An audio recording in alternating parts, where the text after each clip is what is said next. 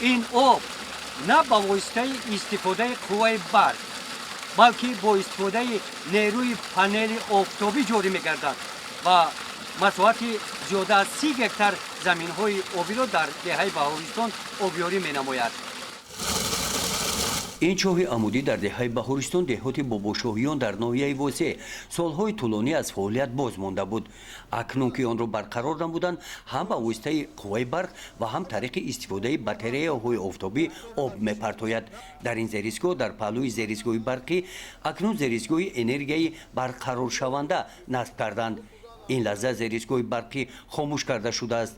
زیرستگاهی که از نور آفتاب انرژی استحصال می‌نماید فعال میباشد. ما به حد با آب فلزی در همین منطقه‌ای که همین کورو شدگیان به حد با آب فلزی نیاز داشتیم.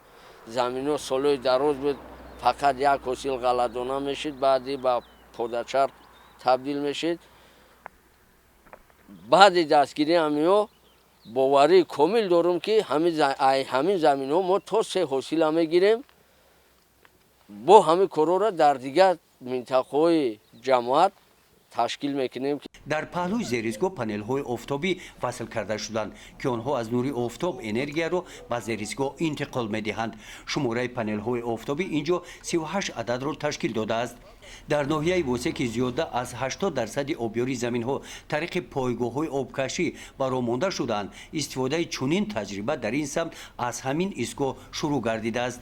متخصصان میگویند که برای صرفه‌کارانه استفاده بردن قوه برق و تامین اجرای برنامه اوزوقواری استفاده این تجربه به منفعت کشاورزان می باشد.